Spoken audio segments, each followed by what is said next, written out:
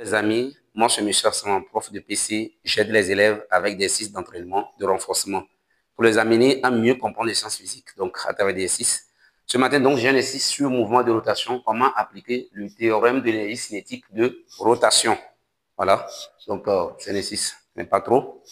Classe de première, je précise classe de première, C, D et E. Voilà. Avant qu'on demande cet exercice, je dis d'abord un grand merci à tous mes abonnés. À ceux qui ne sont pas encore abonnés à ma chaîne, merci également à vous. N'oubliez pas de liker, de faire des commentaires, de vous abonner à ma chaîne pour ne rien manquer de mes prochaines vidéos. Merci. Donc, démarrer. Un cylindre plein et homogène de rayon R égale 40 cm et de hauteur H égale 2 mètres a pour moment d'inertie Jθ par rapport à son axe principal. La masse volumique de la substance constituant le cylindre est ρ égale 0,118 kg par mètre cube. Première question. Montrez que le moment d'inertie du cylindre par rapport à l'axe a pour valeur Jθ égale 6,27 10 exposant moins 2 kg par mètre carré. Numéro 2. Le cylindre a la vitesse de rotation constante de fréquence n égale 500 tours par minute. Calculez son énergie cinétique. 3. Un frein exerce sur le cylindre une force constante et tangente au cylindre de valeur petit f égale 1,7 Newton. Quel sera le nombre de tours effectués par le cylindre avant l'arrêt? Merci. Ok. Ici, on démontre que le moment d'inertie du cylindre est, on doit démontrer ça. Alors, pour le faire, le cylindre est plein et homogène. Quel est le moment d'inertie? Quelle est la formule? Le moment d'inertie d'un cylindre homogène est plein. Donc, le Jθ, ça fait quoi? Demi de mr carré. Voilà, regardez. Ça, c'est la formule pour calculer le moment d'inertie d'un cylindre plein et homogène. Regardez cette formule. Maintenant, c'est la masse qu'on va aller chercher. La masse maintenant du cylindre doit être égale à quoi? Par définition, masse égale à quoi? Rho fois V. Donc, ça fait rho du cylindre fois le volume du cylindre. Or, le volume du cylindre, ça fait quoi? La surface fois la hauteur. OK. Maintenant, or, la surface du cylindre, ça fait quoi? Pi r carré. Donc, ça fait pi r carré h. Voilà. La surface, c'est pi r carré. Sur la surface du cylindre, c'est un cercle en bas, quand vous regardez. Donc, quand vous prenez une boîte de tomates, donc la surface du cylindre, c'est un cercle, donc pi r carré. On va donc remplacer ici. Jθ égale à quoi? Regardez notre expression. On va remplacer M. On va remplacer le volume. Donc, on a quoi? Demi fois rho fois quoi? Pi r carré H fois R. Fois R carré. Voilà. Donc, on va aller. Ça nous donne quoi? Jθ est égal à quoi? Donc, on obtient, ça fait demi de pi fois rho fois H fois R exposant 4. Voilà, donc c'est ça. On va passer donc à l'application numérique.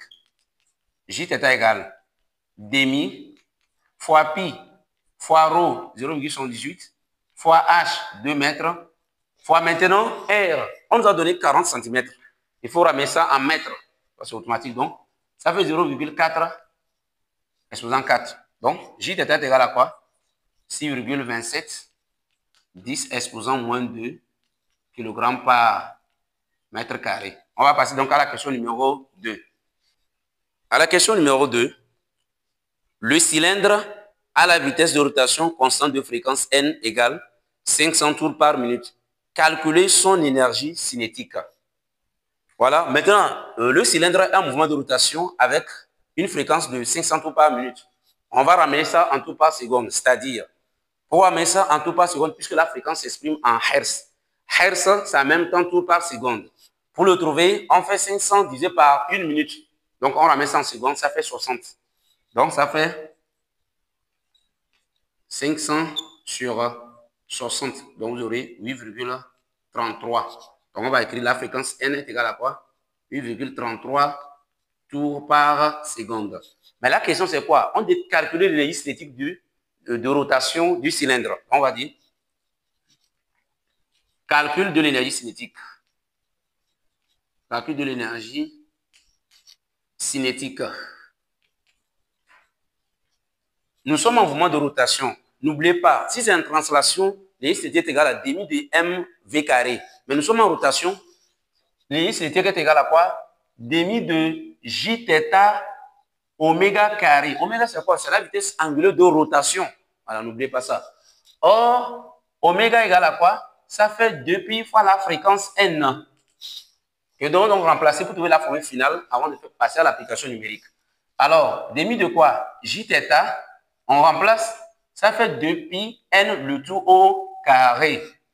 On obtient quoi? Demi J θ 4 pi carré n carré. Voilà. Au carré, donc c'est ça. Alors, et ici, c'est égal à quoi? Donc, le 4 divisé par 2 va faire donc 2. Ça fait 2 pi carré n carré j θ. Voilà, donc c'est ça. Ça, c'est la formule finale. Et on va passer à l'application numérique pour déterminer donc la valeur. EC est égal à quoi? 2 fois donc pi au carré fois la fréquence. Donc, 8,33, on va remplacer ça. 8,33 au carré fois j θ que nous avons donc trouvé ici, on a demandé de montrer à la première question. Donc 6,27 10 exposant moins 2. Donc, vous allez donc passer à l'application numérique. Donc, l'application numérique, nous obtenons donc 85,95 joules. Nous allons donc passer à la question numéro 3. À la question numéro 3, un frein exerce sur le cylindre une force constante et tangente au cylindre de valeur petit f égale 1,7 Newton. Quel sera le nombre de tours effectués par le cylindre avant l'arrêt? Ok, on dit de déterminer, on applique une force de freinage sur le cylindre pour l'arrêter. Mais le cylindre continue pas à faire du mouvement avant de s'arrêter. Donc, avec la vitesse de rotation que nous avons au départ, il ne continue pas à faire du mouvement avant de s'arrêter. Maintenant, on demande de calculer quel est le nombre de tours que le cylindre va effectuer avant de s'arrêter.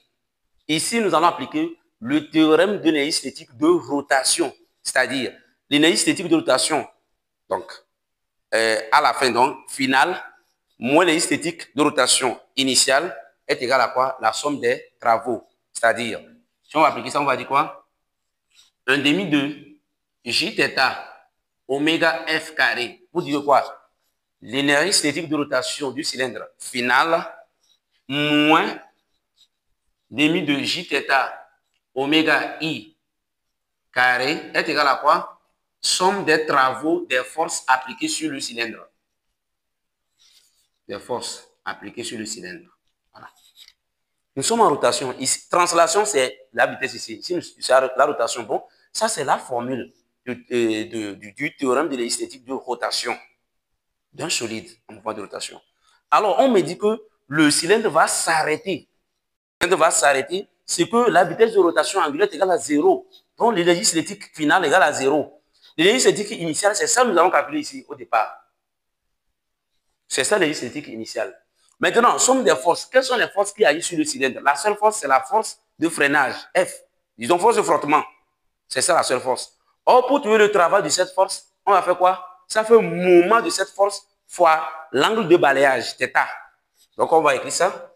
Donc, ici, ça serait 0. Si on reprend, on va dire tout simplement 0 moins quoi?